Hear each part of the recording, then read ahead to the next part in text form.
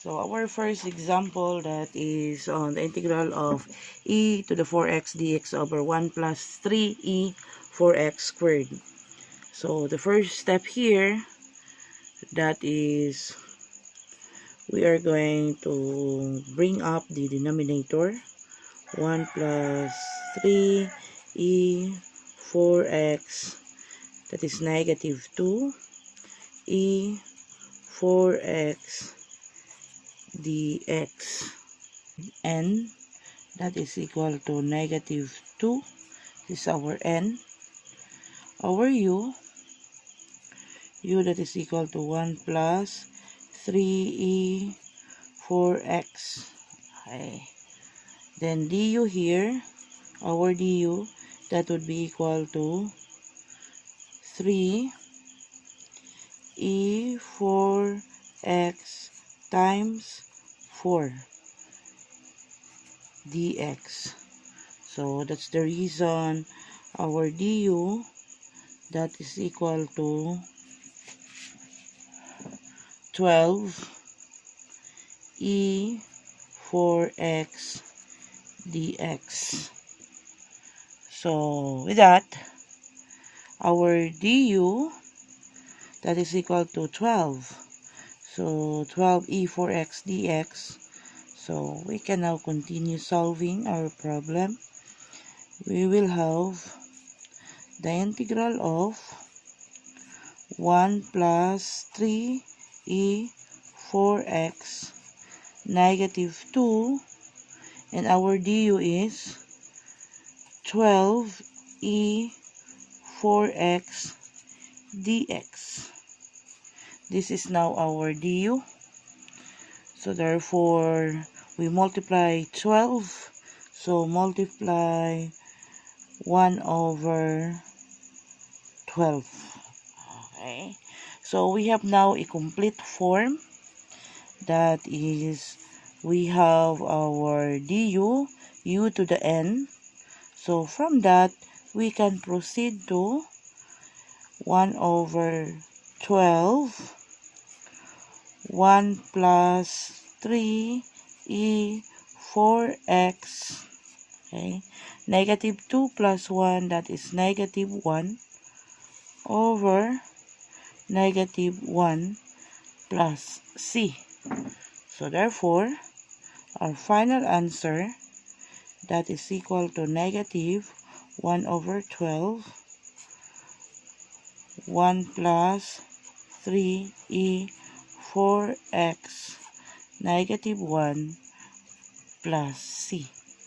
Or you can have, if you want, you can have that as your final answer.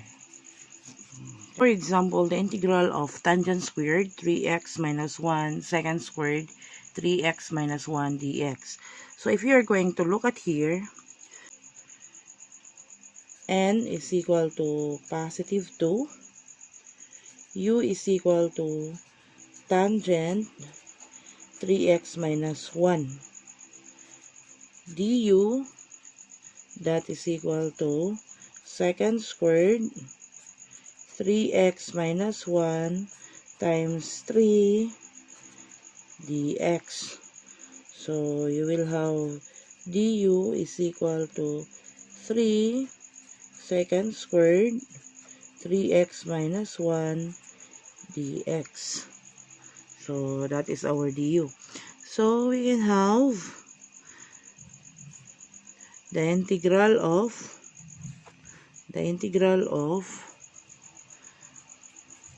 tangent squared 3x minus 1, our du, that is equal to 3 secant squared, okay, you will have 3x minus 1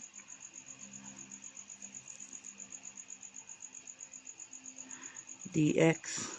Okay. So therefore, you will have, so we have 3 here. So we are going to multiply 1/3. So if you are going to examine this one, This one is our du. Okay. This one is our u to the n. So that is now a complete form. So when that is complete, so proceed now to the formula. So you will have 1/3 tangent, that is 2 plus 1, that is cube, 3x minus 1 over 3 plus c. So therefore you will have 1 over 9 tangent cube 3x minus 1 plus c. So this is now our final answer. Okay. Sine to the fourth e2x cosine e2x e2x dx. So if you are going to look at this one, our u, so we will have where n is equal to 4. Okay. U is equal to sine e to x.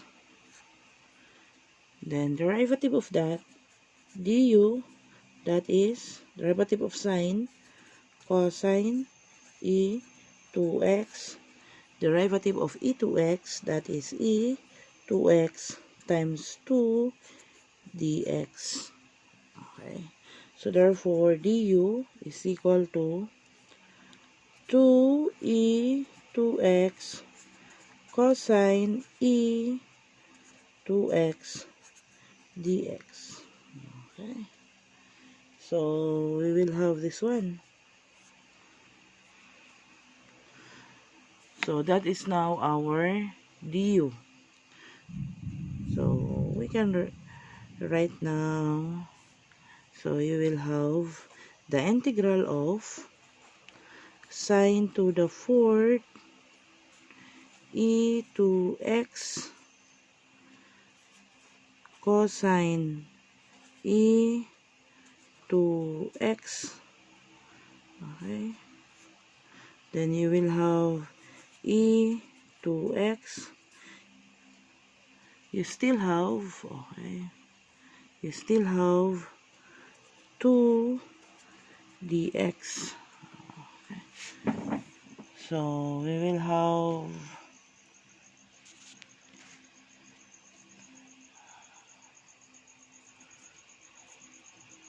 okay. So if you are going to look at that one, we have 2 here. So multiply 1/2. So from that, so if you are going to look at this one, this is now our du. Okay. This one is our u to the n. So if you are going to look at that one, so that is now a complete form. So you will have 1/2 sine 4 plus 1, that is 5 e to x. Okay. Over 5 plus c. So our final answer, that is equal to 1 over 10 sine 5 e to x plus c. So this is now our final answer.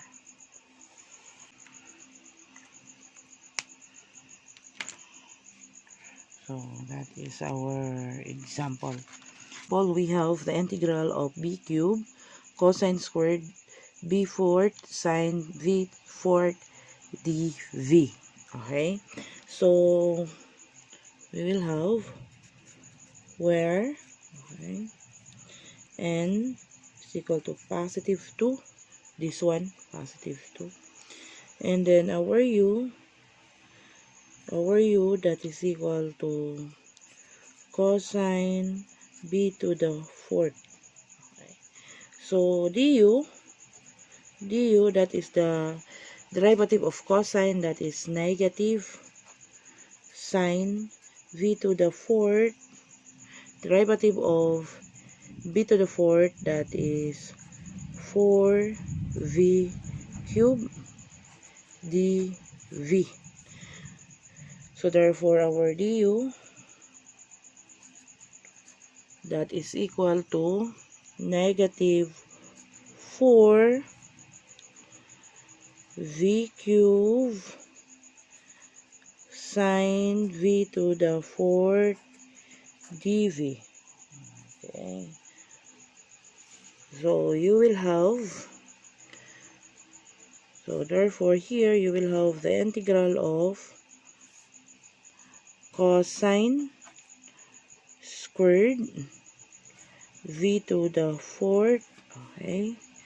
Then you will have negative 4, okay, negative 4 v cubed sine v to the fourth dv. Okay, so this one you have negative 4, so multiply negative 1 over 4. So from that, as you can see here, we have our du.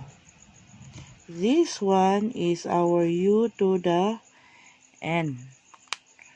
So proceed now to the formula.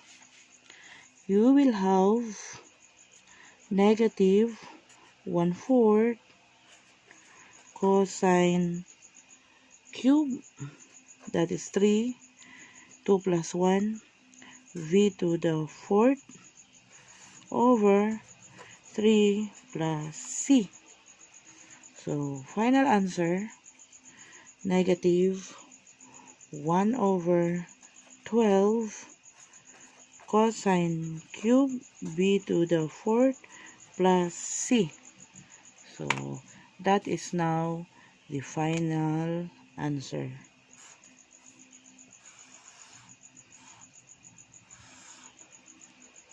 Okay. In this example, we have our n is equal to 3 halves, negative 3 halves. Okay, you bring that up. Then u here, u is equal to 1 minus 4 tangent theta.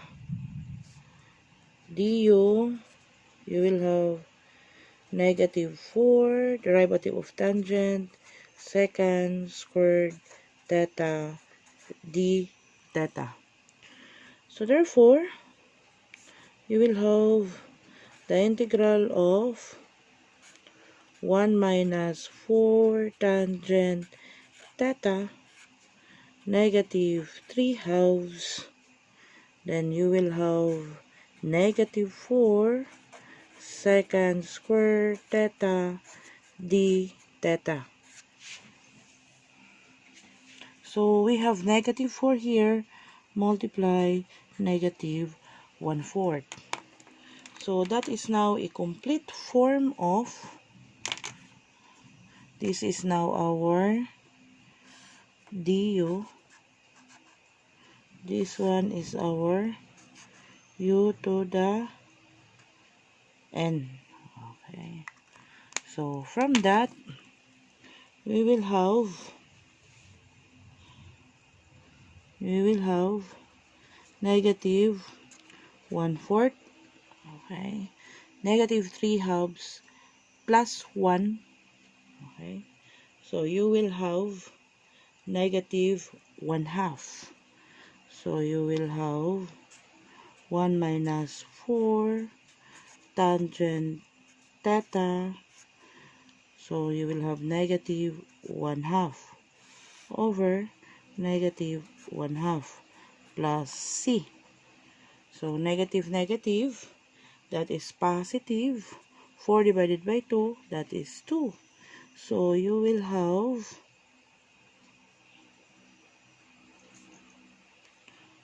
have positive 1/2, 1 minus 4, tangent theta, negative 1/2 plus C. So that is now the final answer.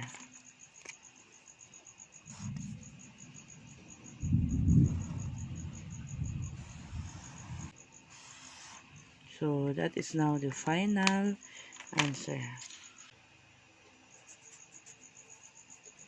Where u is equal to negative 1/2 n, sorry,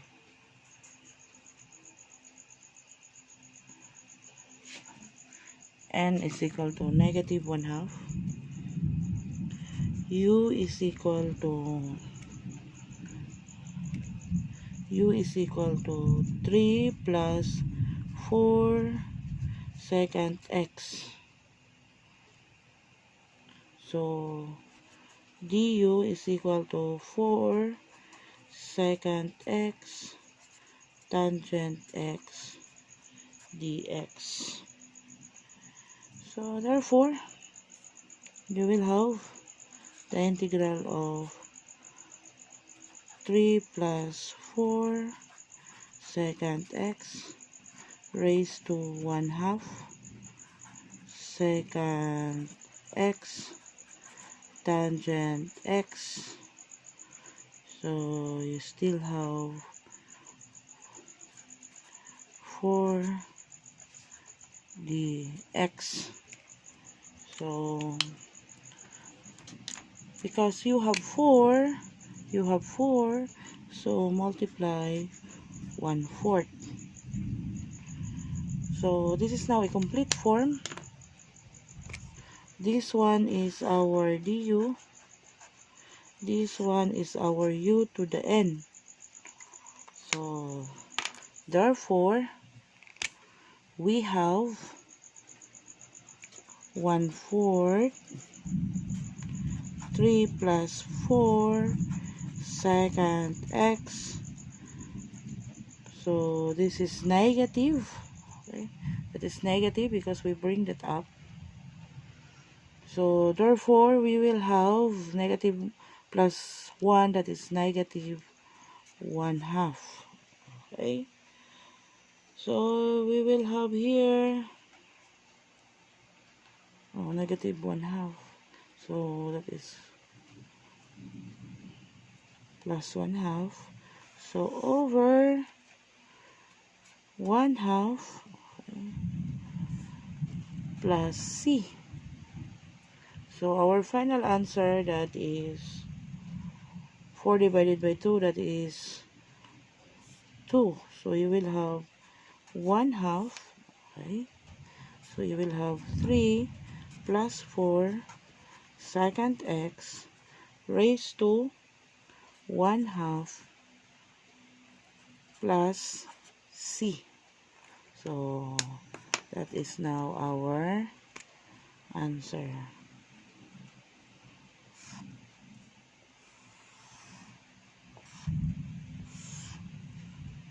So that's it.